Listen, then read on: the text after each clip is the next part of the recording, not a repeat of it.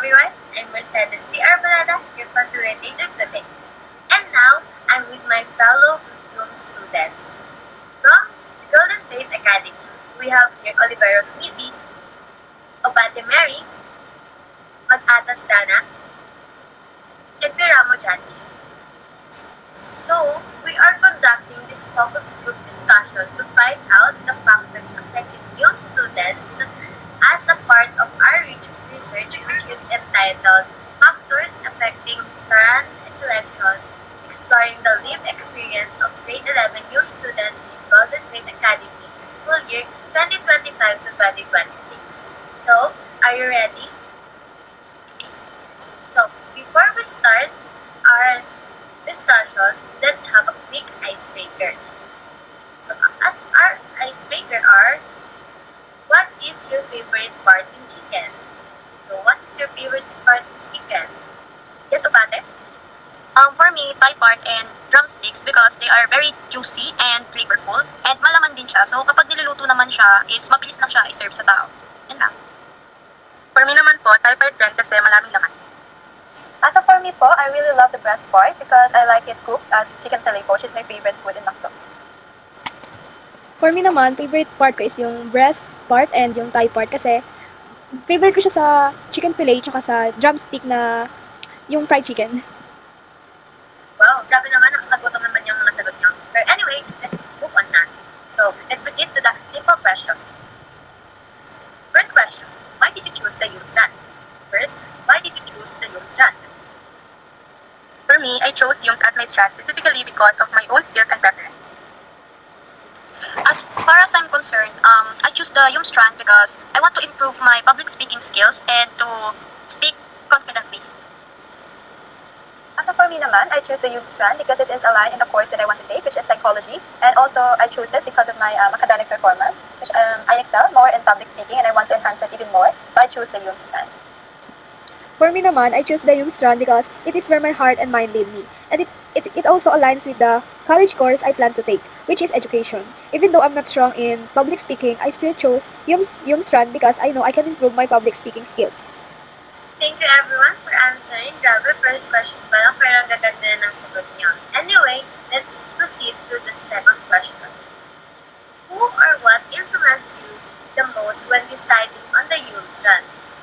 Personally po, who influenced me in choosing the youth strand? Of course, my parents po, because sila yung nagsusupport sa akin financially and I don't really want to disappoint them. So, they want me to take medicine field, which is psychology also. So, they are the one who will influence me because I want to follow them and also because I really love medicine field, so I choose the Yung strand. Although most students choose STEM, but I believe that Yung strand also offers a lot of lessons and fields that are really aligned in medical field. In my opinion, the one who influenced me on deciding the Yung strand is the people in the TV I watch, like the news, like that. Like I look up to them, like I see that, oh wow, they're so confident and I want to be just like them to report some news. And the course I wanted is to be a AB communication. So as for me po, there's this one friend of mine back then when I was in junior high school who influenced me a lot in choosing my strand. I was contemplating back then on what strand I will choose, but she told me to just follow what I want, and what she said really influenced me a lot and helped me a lot. So that's why I am here pursuing Yums as my strand. Thank you. People who influence me is my friends and family. They told me that Yums is the best strand for me since it can help me improve my communication skills, gain more knowledge about people and society, and prepare me well for my future course in education. Okay, so now, let's proceed to our complex question. First, how do your personal interests, strength, and career goals align with your decision to choose the Yung strand? So for me, I choose the Yung strand mainly because of my career goals, which is to become a clinical psychologist. So of course, yung senior high school, the strands, that is the first step that we need to take in order for us to actually plan our college course. So yung pangarap ko na course which is psychology, naging stepping stone siya para sa akin na piliin yung Yung kasi alam ko naka-align siya doon. And I know that if I take Yung, yun na yung start for me to actually plan and go beyond my goals, which is to become a clinical psychologist or anything in medical field. As for me naman, naka-align yung goals ko sa pag-Yung strand is it's because na, 'di ba, senior high school tayo ngayon. So, para sa akin naman, like parang sabihin nating tawag dito, sabihin natin pinapractice tayo ng mga teachers natin for yung strand, ganyan. So, in the future, yung course na pipiliin natin, sure tayo na makuha yun. Like, for me, AB Communication. So, need ko pag-aralan yung communication. Yun lang. For me, I can simply say that my skills and interests when it comes to writing, critical thinking, literature, and anything related to humanities are inclined with the human strand.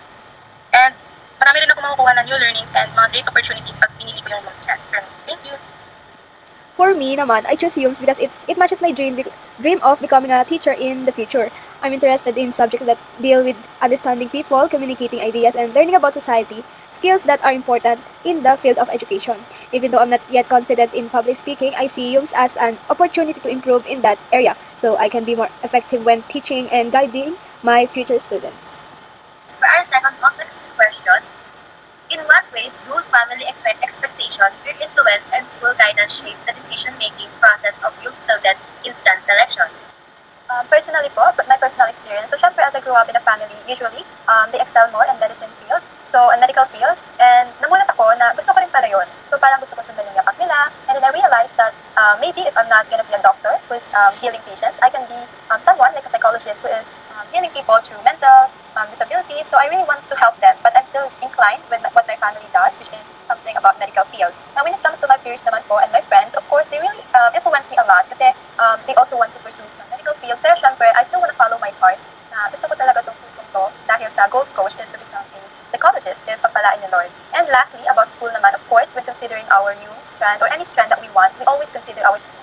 Consider natin kung yung school ba na to is matuturuan tayo ng mga skills na need natin for our career goals. Which is also why I choose PFA kasi alam ko, inclined sila when it comes to senior high school strand. So I know mahasa talaga ako pagdating sa school na to.